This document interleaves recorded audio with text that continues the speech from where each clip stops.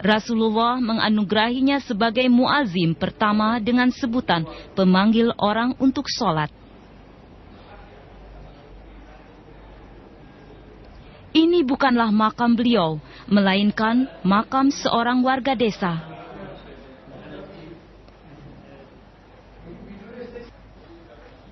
Bilal biasanya berkata kepada tuannya, "Meskipun Tuan memanah dengan panah beracun atau menebas leher saya dengan pedang tajam, Tuan tidak akan bisa merubah pikiran saya. Tuan tidak pernah bisa merubah keimananku kepada Islam dan percaya pada satu Tuhan." Bilal kemudian dibebaskan oleh Sayyidina Abu Bakar. Setelah tinggal di daerah itu lebih dari 2 minggu, dia melanjutkan perjalanan ke Syam untuk syiar Islam. Bilal meninggalkan Damaskus 20 tahun sebelum tahun Hijriah.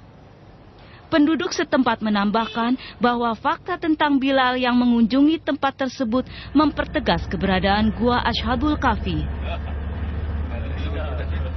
Misteri gua berpenghuni menjadi lebih menarik dengan ditemukannya beberapa gua yang ketiga di Afşin, Turki. Afşin terletak sekitar 1000 km dari Istanbul. Tempat ini merupakan kebanggaan warga setempat bukan karena berkaitan dengan Ashabul Kahfi, melainkan keindahan kompleks wisata dan masjidnya yang tertata rapi.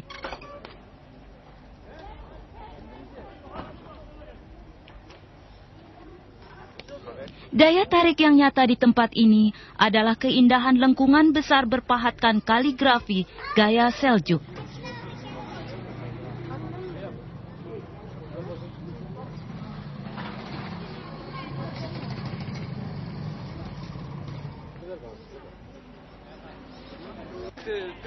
Tempat ini selalu dikunjungi para peziarah. Jumlahnya terus bertambah terutama di akhir pekan dan liburan. Ketika mereka mengetahui raja mengejar, mereka meninggalkan keluarga dan kampungnya untuk menyelamatkan keyakinan dan keimanan kepada Allah. Allah memberi mereka wahyu untuk bersembunyi di dalam gua.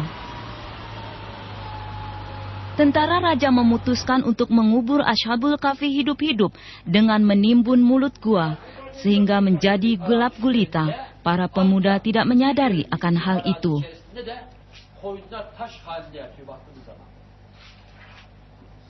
Di dalam gelap, mereka tertidur.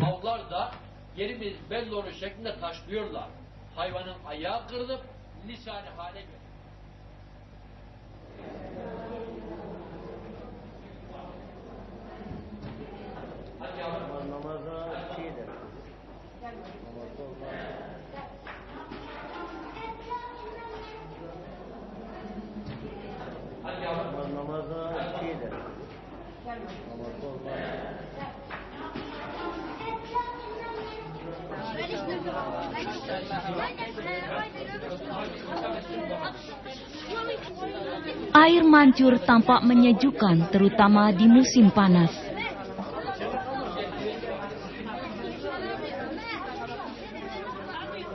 Penduduk setempat memanfaatkannya untuk kebutuhan rumah tangga. Mereka percaya air itu berkhasiat menyembuhkan. Kepercayaan ini mungkin dikarenakan letaknya yang berdekatan dengan Gua Ashabul Kahfi. Inilah gua yang dimaksudkan tersebut. Dibandingkan dengan Tarsus yang besar, mulut gua ini sangat sempit. Pengunjung hanya dapat melihat dari luarnya saja. Bir takım sosyolojik veya kültürel yönden, İslami bakımından Eshab-ı Kehf suresindeki ayetlerin izlerine bakarak buranın asıl Eshab-ı Kehf olma hususundaki durumları arz edeceğim. Allahu alem şu hususlardan burasının Eshab-ı Kehf mağarası olabileceğini düşünüyorum.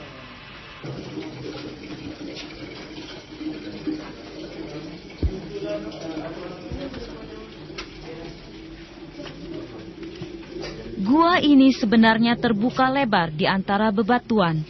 Pengunjung tak dapat masuk karena bagian terlebarnya hanya 1 meter. Di dalamnya sangat sempit dan gelap, sehingga menyulitkan untuk bernapas. Pemuda Ashabul Kahfi mengira hanya tertidur beberapa hari, padahal mereka tertidur selama 300 tahun.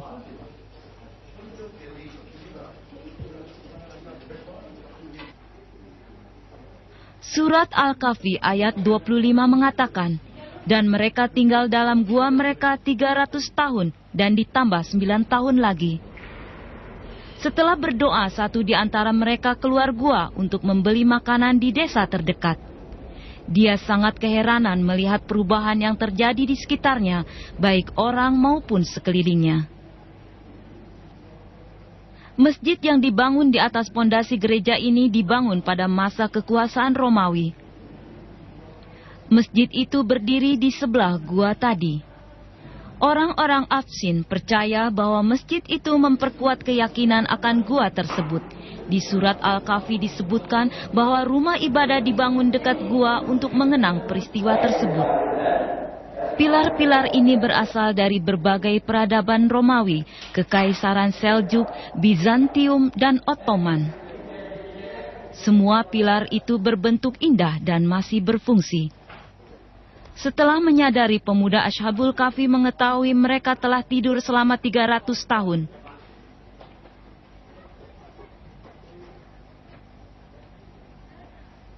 Raja Decius yang jahat telah meninggal sejak lama.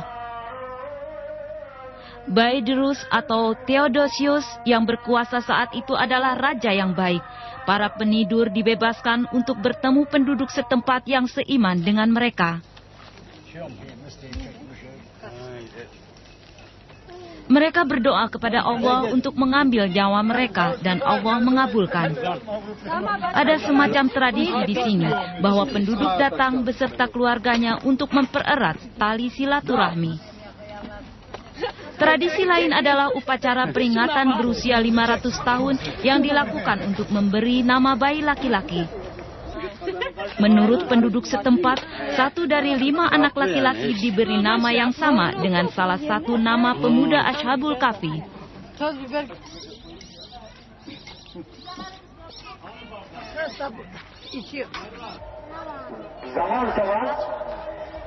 Ashabul Kahfi adalah kisah nyata yang diceritakan dalam Al-Quran. Keterangan rinci mengenai mereka memang tak disebutkan secara jelas. Gua lainnya diakui sebagai gua Ashabul Kahfi juga diyakini berada di sini.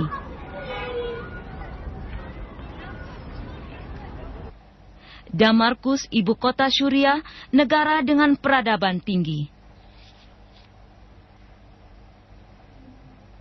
Gua terletak di halaman tertutup di rumah ibadah di kaki gunung Kasiyun di pinggiran Damaskus.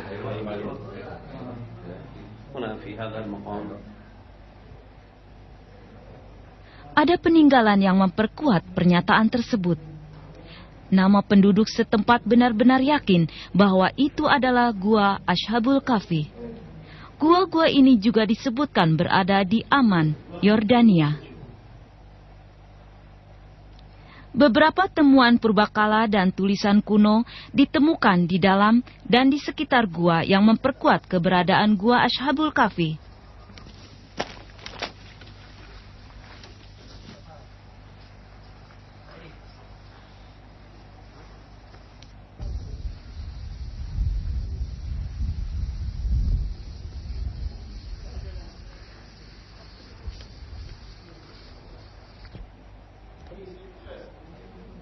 Gua ini sering dikunjungi para peziarah yang datang ke Amman.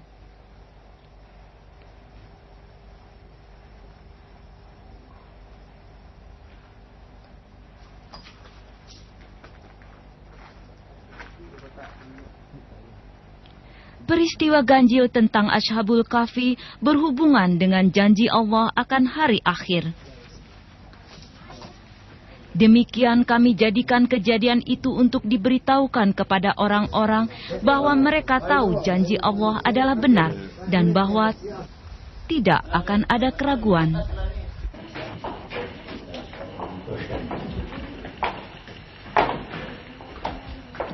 Kisah tersebut memiliki kesamaan dengan cerita Nabi Musa alaihissalam melawan Fir'aun.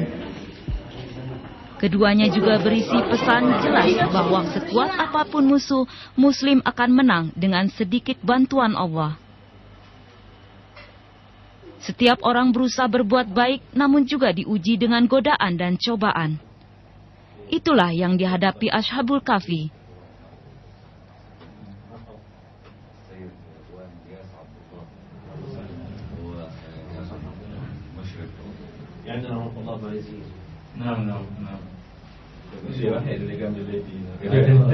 Mereka tetap teguh pada keyakinannya dan tidak berhenti berdoa kepada Allah untuk bimbingan dan kekuatan batin. Dengan berdoa, mereka menjadi tidak takut atau ragu. Pada kenyataannya, mereka memang mendapat kedamaian, percaya diri, dan kekuatan.